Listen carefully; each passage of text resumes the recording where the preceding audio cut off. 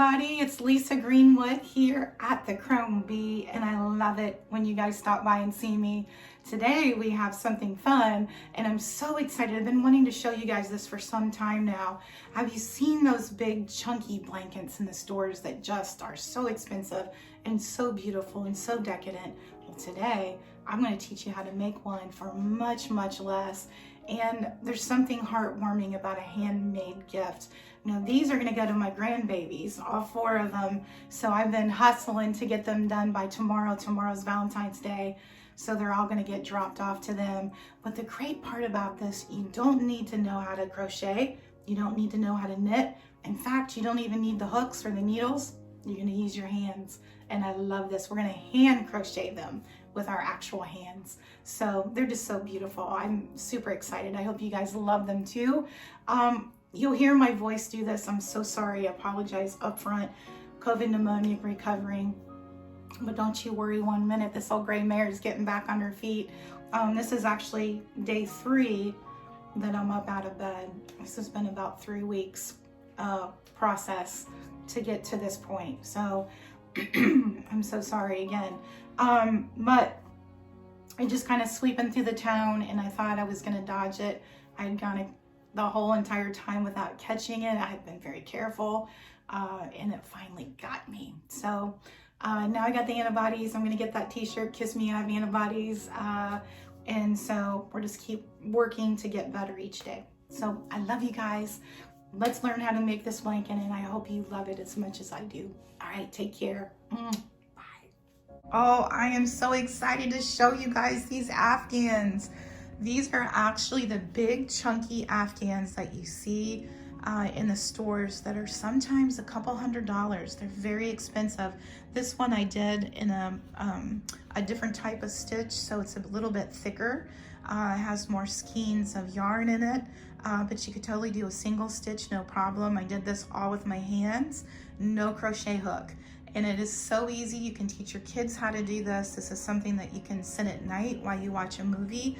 And for me, recovering from a COVID pneumonia right now, you can kind of still hear it in my voice, and I apologize. It really kicked my butt for sure. Wow. This is about, I think I'm about 3.5 weeks in, and this is the 2nd day I've been up out of bed.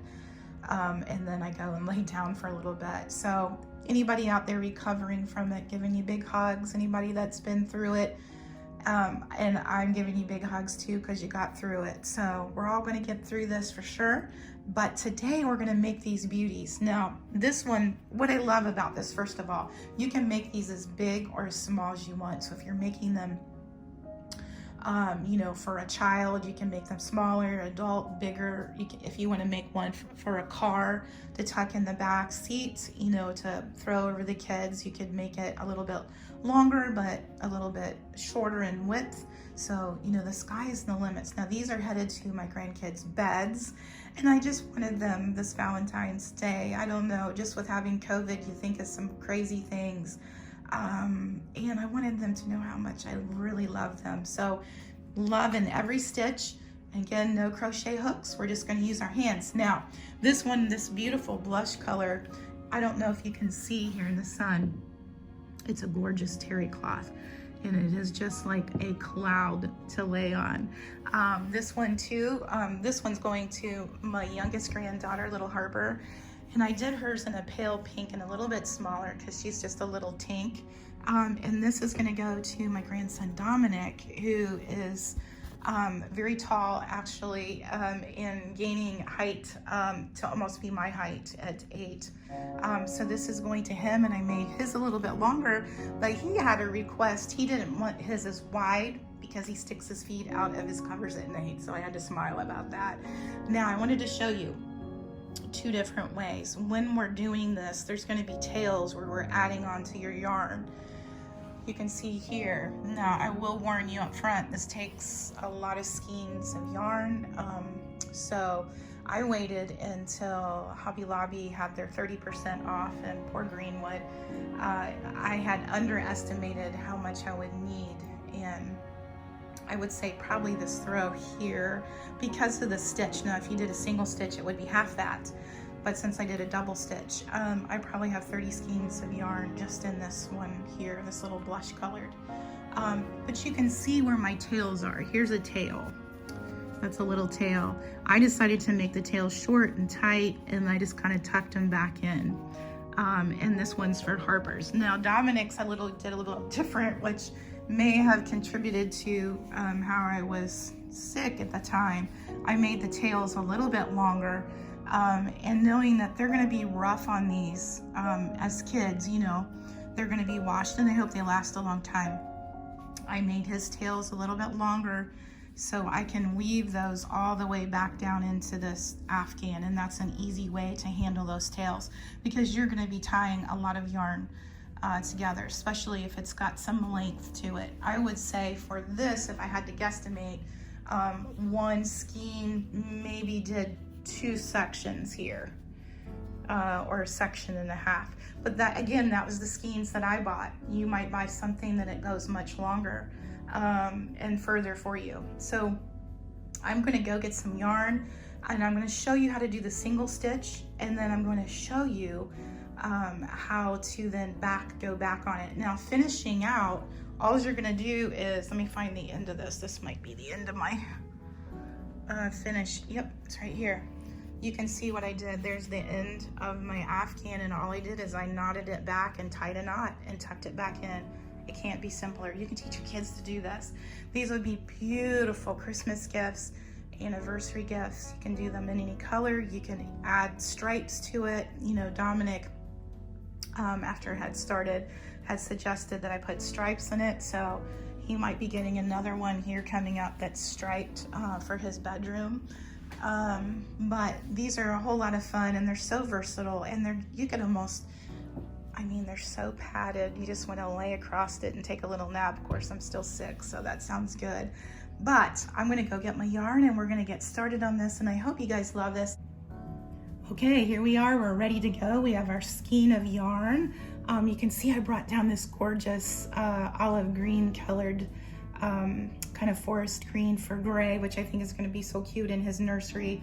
And then I'll tie the tails or weave the tails on that yet still, but we're making headway. Sydney's is almost done. Hers is going to be a beautiful kind of ivory with this blush trim, and I think it'll fit perfectly. So how I do this, just to make space easy, I take this, I put it on the floor, and then I'm going to feed out so I have plenty of yarn that I'm not having to yank.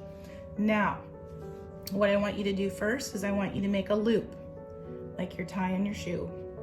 And I don't want you to make the loop too big because you're gonna have to hide that on kind of at the start of your Afghan. So here's your loop. It's as simple as that. Loop-de-doo. And then we're gonna start making a single stitch. So see how my fingers are in there?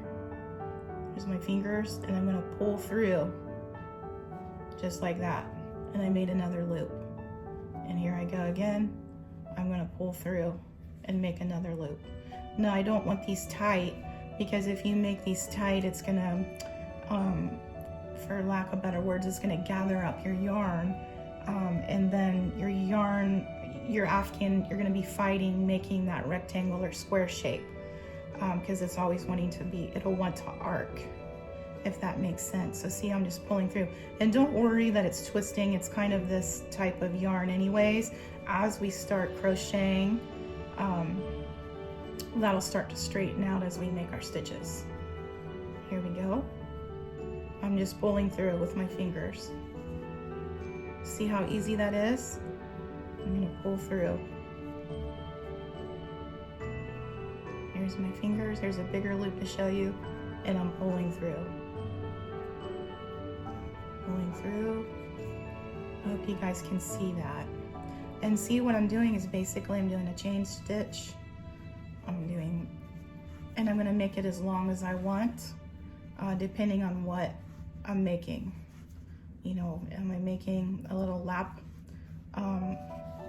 blanket to go across your lap? I'm gonna be making one of those for my daddy here coming up. Or are you gonna make something for your bed, etc. So now what we're gonna do, now that we have this big chain, I'm gonna show you how to go back and start that first stitch. So this is kind of an important thing that I have found for myself. Since this is all twisted, here's your loop. You want to go in and you want to take the top of this loop. So here's my loop coming out of this. I don't want to go in that loop because this is coming out of it. I want to go in that very next loop. It's almost like a crazy 8. And I'm going to come back for the second hole. See my fingers? I'm going to go through, pull it through like that. I have 2 bunny ears, pull through again. I'm looking for the top of the chain again. I'm going to go through. And again, this first row, it always seems tight. I don't know why. Pulling through once, making the bunny ears, pulling through twice, making a single ear.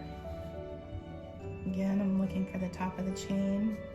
Now, I think some chunkier yarns may not be so twisty as this, but I wanted to use this one because I thought the kids would enjoy it. So again, I have my loop. I'm sticking my finger through that top of that other loop, bringing through, got my little bunny ears, go through and just make 1. I hope this is making sense. I know everybody has their own way of doing it probably, but this is the way that I did it. Again, I have my loop, I'm going through, I'm gonna grab my tail and make little bunny ears, and then I'm gonna come and just make 1. So now you can see it's taking that shape of, you can see here on the blanket, that first chain. So here I go again, and again, I'm not a professional crocheter by any means. So I'm sure you guys, some of you may look at this and go, oh my goodness, but this is how it's worked for me and it's done fine. So again, here's your loop, going in the loop, and I'm pulling through, and I'm going to come back again. And then you're going to continue and continue and continue.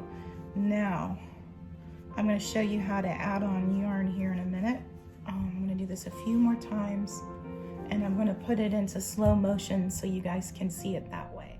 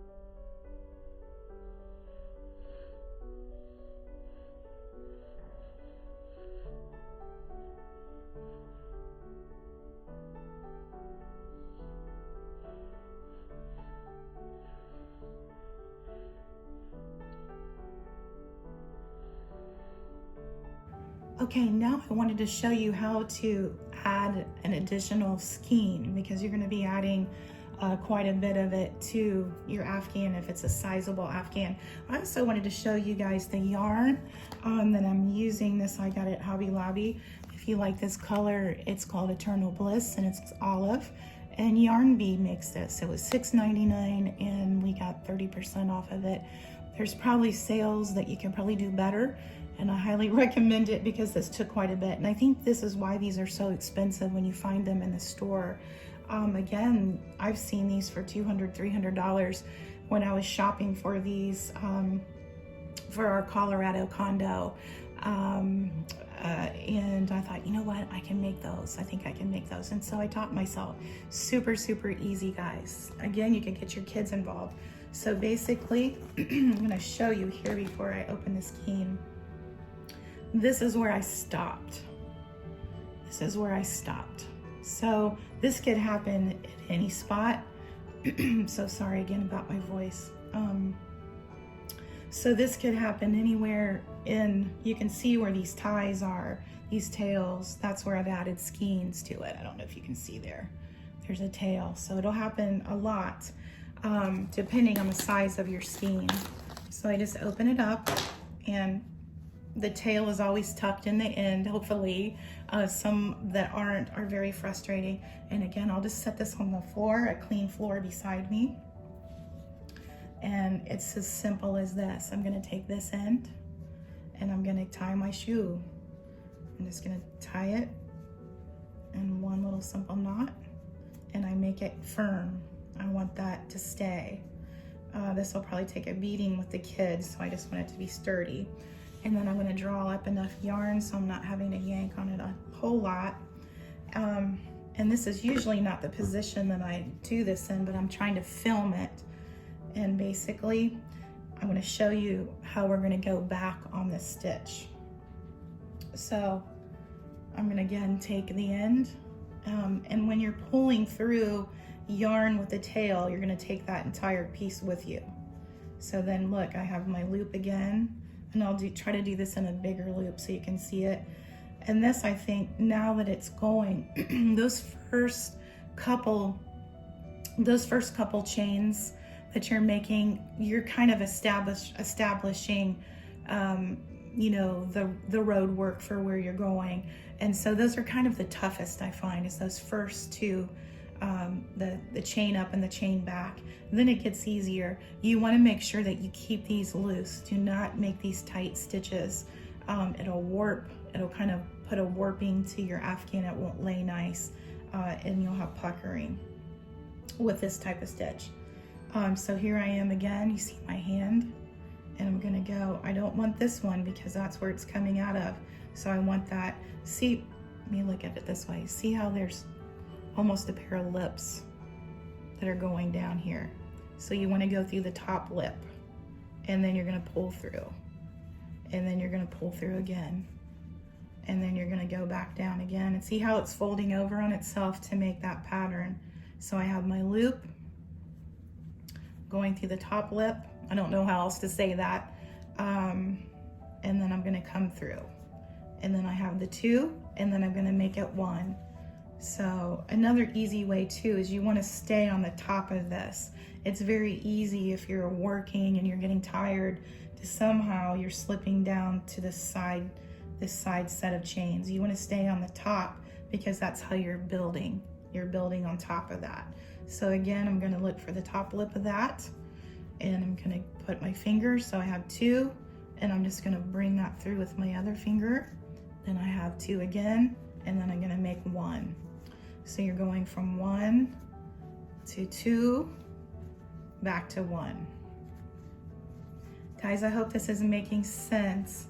And see, and then again, I'm building on that. Now, also too, I wanna say, when you get to the end of your afghan, to let it continue to have a very symmetrical shape, square, rectangle, you're gonna want to keep an eye on the end of it, because you'll find sometimes if you're short stitching yourself, if you're not making the correct amount of stitches, you'll notice that it'll start looking like this on the end. And what I have to say about this is art.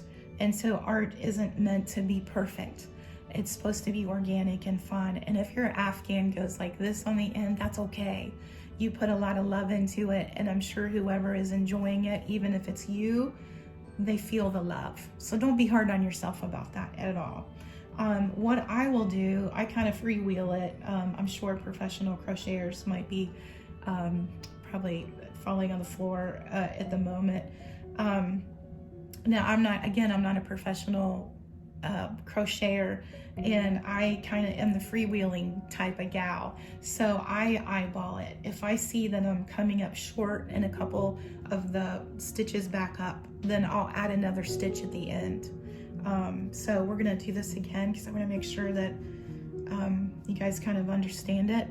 And let me know in the comments if I explained it okay.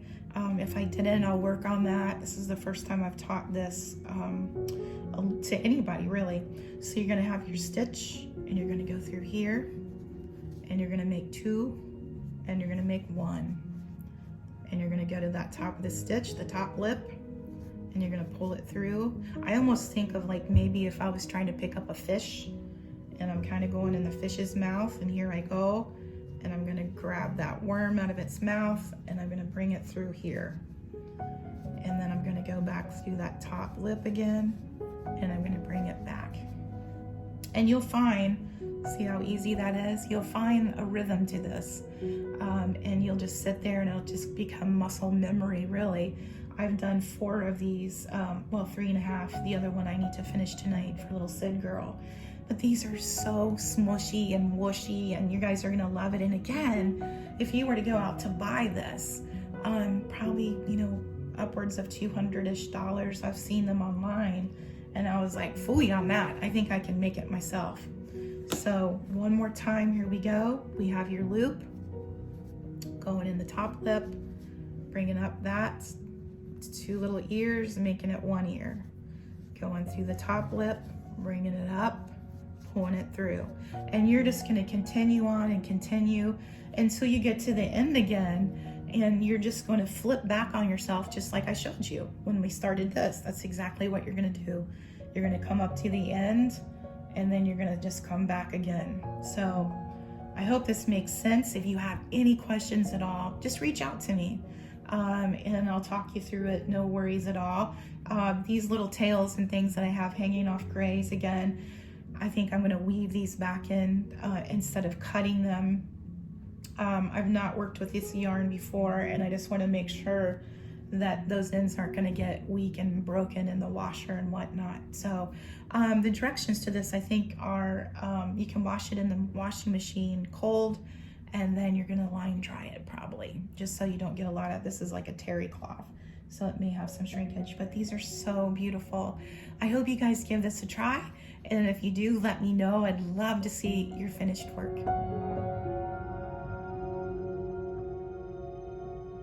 Well, that's it for today, guys. I hope that you've loved this episode of The Crown Bee. As always, I love having you here. Hopefully next time you guys stop back in, I'll have this whole COVID pneumonia business kicked to the curb, but I did want to show you what I have been working on.